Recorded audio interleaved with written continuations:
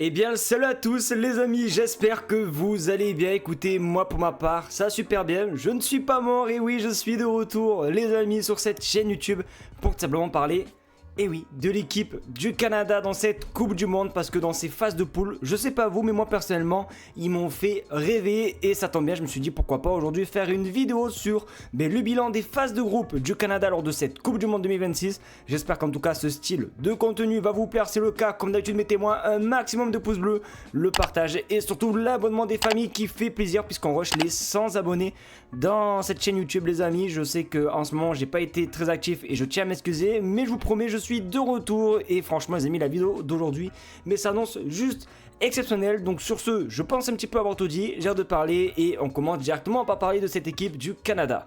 Et du coup les amis, pour m'aider à faire le bilan de cette phase de poule, on va aller direction FODMOB. Et ouais les amis, vous avez l'habitude quand il y a les matchs du CF Montréal, et du coup on va s'aider de ça pour tout simplement faire notre bilan. Donc on va aller dans le classement du groupe B, puisque oui, le Canada était dans le groupe B avec la Suisse, la Bosnie et le Qatar. Et il me semble qu'en début de compétition, voire même une semaine avant le début de la Coupe du Monde, j'avais fait des petits pronos avec les groupes extra, du moins une petite prédiction, et j'avais dit que tout simplement le Canada allait finir deuxième, et c'est chose qui s'est passée. Et honnêtement, c'est juste exceptionnel. On va aller revoir tout en détail, hein, notamment des matchs du Canada.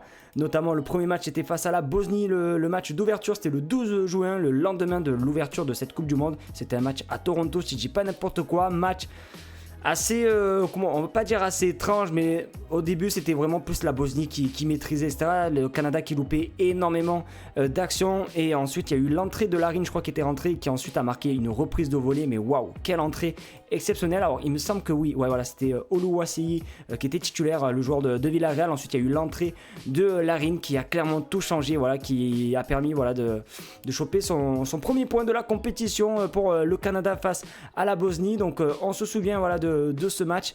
Ensuite, oh là, qu'est-ce que j'ai fait? Voilà, j'ai fait n'importe quoi. Comme, voilà, il fallait que je fasse n'importe quoi. On va retourner, vous inquiétez pas, bam, dans la page du Canada. Ensuite, le deuxième match, c'était face au Qatar. Match exceptionnel, première victoire du Canada en Coupe du Monde, et de quelle manière, avec un score de 6-0. Le match était vraiment parfait, mais malheureusement, il y a eu un point négatif. Vous savez de quoi je vais parler, c'est la blessure d'Ismaël Koné qui s'est vraiment, mais waouh, explosé la jambe. Du moins, c'est pas lui, hein, c'est simplement un joueur, je crois que c'est Badibo, voilà, qui lui a foutu une balayette. Après, c'est vrai que le Qatar, j'ai été vraiment très déçu de leur comportement dans ce match. On avait plus l'impression de voir un match de MMA de leur côté qu'un match de football. Ils jouaient énormément dur sur l'homme, etc. Par contre, le Canada, lui, a maîtrisé le match, mais de A à Z. De toute façon, en même temps, avec 6-0, tu ne peux que maîtriser le match. Mais regardez quand même le nombre de tirs, 32 tirs pour le Canada, avec notamment 10 tirs cadrés. Alors c'est un très beau ratio par contre, hein, 10 tirs cadrés dans le match pour 6 buts, c'est quand même un truc de fou. Jonathan David avec un triplé aussi également, qui a vraiment lancé sa compétition, puisque le match contre la Bosnie c'était assez compliqué, je trouve, pour Jonathan David. Mais voilà, en tout cas ce match face au Qatar, c'était waouh, c'était vraiment exceptionnel. Et ensuite le dernier match, c'était le match de hier, voilà, et c'est vraiment grâce à ce match qui m'a donné envie de faire cette vidéo, parce que j'ai vraiment vibré à la fin du match avec le Canada. Donc voilà, première mi-temps 0-0, c'était vraiment match quand même assez équilibré à la première mi-temps, même si je trouve qu'après la première pause, le Canada allait mieux, il poussait plus que la Suisse lors des dernières minutes de la première mi-temps, et après tout a bougé tout simplement en deuxième mi-temps, avec notamment le but de Vargas directement après une erreur, je crois, de Crépeau, et ensuite le but de Mazambi, ou non, je crois c'est non, la frappe de Vargas, il n'y a pas eu d'erreur de Crépeau, c'est la frappe de Mazambi où Crépeau fait une petite erreur de main, une erreur qui aurait pu être un petit peu évitée. Il y aurait peut-être eu 1, et du coup le Canada aurait été premier de ce groupe. Mais sinon, ouais, la fin de match elle était exceptionnelle. Les touches longues de Johnston, waouh, franchement c'était vraiment un truc de fou. J'ai jamais vu un mec qui faisait des touches, mais c'était des passes D le truc. Les touches c'était des centres, et à chaque fois c'était très dangereux. Ouais, l'homme du match c'est Kobel, parce que oui,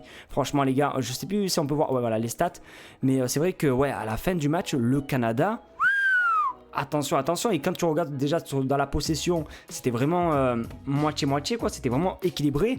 Mais le Canada en fin de match, ça poussait. Et je m'en souviens, il y a eu la tête de Promise David. Ensuite, il y a eu quoi comme occasion? Il y a eu aussi à la fin Cornelius qui a failli rattraper un ballon qui a été relâché par Kobel. Bon bref, je trouve que vraiment le Canada méritait honnêtement d'être premier de ce groupe, mais quand même être deuxième, c'est déjà juste exceptionnel. Le Canada va jouer un 16e de finale et je suis quand même assez content parce qu'en fait le 16e de finale c'est contre l'Afrique du Sud. Alors pourquoi je dis que je suis content? Parce que je trouve que la porte est ouverte pour le Canada. Je pense que le Canada a largement les moyens de se qualifier en 8e de finale face à l'Afrique du Sud. Alors malheureusement pour le Canada, finir premier du groupe B aurait permis tout simplement au Canada de jouer face à ses supporters, notamment à Vancouver. Là, malheureusement, ils vont jouer à Los Angeles Stadium. Je crois que c'est le stade de Los Angeles FC, si je dis pas n'importe quoi. Mais je trouve quand même que avoir l'Afrique du Sud en 16e de finale, franchement, c'est pas mal du tout, mais quand même attention à l'Afrique du Sud, parce que leur dernier match ils se sont imposés face à la Corée du Sud. Alors j'ai pas vu, je crois que c'était cette nuit si je dis pas n'importe quoi. On va aller voir ça en détail, mais c'est vrai que attention, à part voilà le premier match d'ouverture que j'avais regardé aussi également, l'Afrique du Sud avait proposé 0 jeu, le Mexique était vraiment au-dessus. Après match nul face à la Tchéquie et victoire face à la Corée du Sud.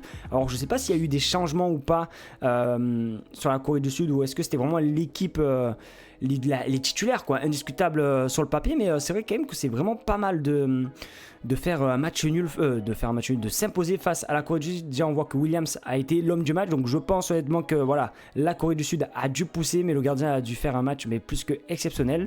Mais ouais, possession vraiment maîtrisée par la Corée du Sud. Après bon, vous savez, ça c'est pas parce que le match est maîtrisé que c'est forcément gagné. Voilà, c'est dominer n'est pas gagner, l'expression que je voulais dire. Mais du coup se taper l'Afrique du Sud, je trouve que pour le Canada c'est vraiment pas plus mal et il y a vraiment quelque chose à faire. Et je pense qu'en fait le fait qu'Ismaël Koné soit blessé, je pense que certes ça fait perdre un joueur de qualité sur le terrain, mais ça donne envie aux joueurs en fait de se dépasser pour lui, de tout donner pour Ismaël Koné, et je pense que ça a été une force pour les Canadiens et j'espère que ça va être une force pour la suite de cette compétition. Donc voilà, honnêtement je pense un petit peu avoir fait le bilan des phases de groupe du Canada. S'il y a bien un joueur où je veux pas dire où j'ai été déçu, où je m'y attendais un petit peu plus, c'est peut-être Buchanan ou Buchanan, je sais pas comment vous l'appelez. J'étais un petit peu déçu de lui, mais sinon dans l'ensemble tout le monde fait des bons petits matchs. J'aime beaucoup comment il s'appelle le numéro 7, c'est Estacchio pardon, aussi que j'aime beaucoup. Il y a Saliba aussi. Bon bref, il y a quand même pas mal de très bons joueurs je trouve au Canada. Donc voilà, pourquoi pas les amis, j'ai hâte de voir les 16e de finale face à l'Afrique du Sud. En tout cas les amis, c'est vraiment la fin de cette vidéo, c'était vraiment un petit bilan que j'avais envie de vous faire et déjà de vous retrouver aussi également sur YouTube. J'espère que ma petite analyse n'a pas été si catastrophique que ça. J'espère que vous avez kiffé cette vidéo les amis. C'était tout simplement Dylan IMFC. J'arrive même plus à parler les gars, tellement que j'ai plus fait de vidéo, j'arrive même plus à dire mon blaze. C'est vraiment un truc de fou. En tout cas on se retrouve très bientôt pour une nouvelle vidéo et pourquoi pas pour le débrief ou l'avant-match face à l'Afrique du Sud. En tout cas merci à vous les amis, je vous fais de très gros bisous et on se dit à la prochaine. Ciao les goats.